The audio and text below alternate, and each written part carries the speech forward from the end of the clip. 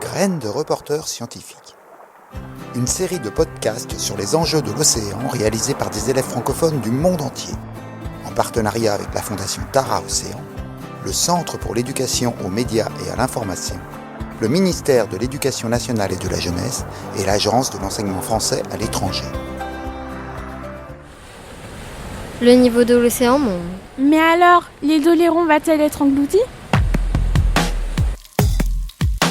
En cours de physique-chimie, nous avons travaillé sur la fonte des glaces sur la planète. Dans une première expérience, nous avons un bac rempli avec de l'eau. Dans ce bac, on pose un caillou au fond. Le caillou n'est pas recouvert par l'eau. On pose un bloc de glace sur le dessus du caillou. La glace est donc totalement hors du liquide. Un trait rouge indique le niveau de l'eau en début d'expérience. Cette expérience représente la fonte des glaces continentales, comme celle des glaciers de montagne ou de la glace du Groenland. Dans une deuxième expérience, nous avons un bac rempli d'eau. Un gros bloc de glace est directement dans les liquides. Un trait rouge indique le niveau de l'eau en début d'expérience. Cette expérience représente la fonte de la banquise comme celle sur l'océan Arctique. Dans les deux expériences, une lampe fournit de la chaleur. Nous les allumons en même temps. Au bout d'une demi-heure, nous observons que le niveau de l'eau est plus élevé qu'au début dans l'expérience sur la fonte des glaces continentales.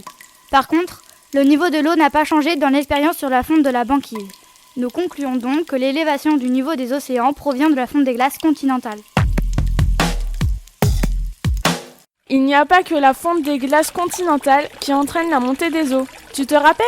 Dans une autre expérience, nous avons utilisé un tube à essai. Nous avons mis de l'eau dans le tube à essai. Nous avons indiqué d'un trait rouge le niveau de l'eau en début d'expérience. Ah oui, et sur un chauffage, nous avons posé un récipient contenant de l'eau. Nous avons chauffé cette eau jusqu'à 60 degrés. Nous avons placé le tube à essai dans l'eau chauffée et nous avons alors observé que le niveau de l'eau dans le tube à essai montait un peu. Et oui, et nous en avons conclu que lorsque l'eau est chauffée, alors elle prend plus de place, plus de volume. Donc, si l'océan chauffe, son niveau augmente car il prend plus de place. Il y a donc deux phénomènes qui interviennent dans l'élévation actuelle du niveau des océans, la fonte des glaces continentales et la dilatation de l'océan. Selon le GIEC, le niveau des océans s'est élevé de plus de 20 cm en un siècle et augmente en moyenne d'1 cm tous les 3 ans. Ici, sur l'île d'Oléron, l'augmentation du niveau des océans accentue l'érosion des bords de côte, et ce, d'autant plus lorsque la côte est sableuse. Pour répondre à nos questions, nous avons invité Monsieur Hughes, le directeur général des services de la communauté de communes. Comment peut-on savoir de combien de centimètres l'eau aura monté en 2050 ? Les chercheurs utilisent des supercalculateurs pour élaborer des modèles numériques qui leur permettent de déterminer assez précisément de combien l'eau pourra monter en fonction des différents paramètres liés au changement climatique. On évalue à environ 20 à 50 cm l'élévation du niveau de la mer d'ici 2050. Est-ce que les écluses à poissons peuvent protéger la côte contre la submersion ? Alors non, les écluses à poissons ne protègent pas la côte contre la submersion puisque ce sont des murs qui se situent sous le niveau de la mer et lorsque les tempêtes surviennent, les vagues et le niveau de la mer est au-dessus des écluses et donc ne protègent pas la côte malheureusement. Doit-on alors mettre des murs en béton tout autour de l'île ?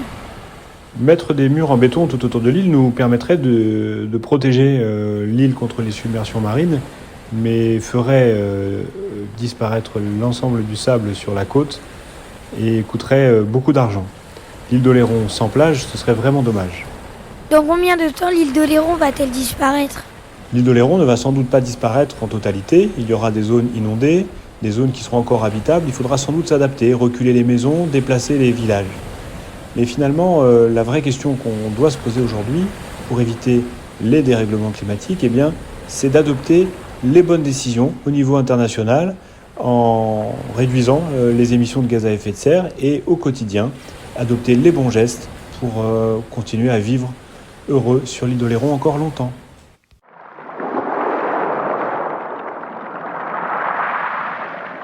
C'était Graines de reporters scientifiques, une enquête sur les enjeux de l'océan.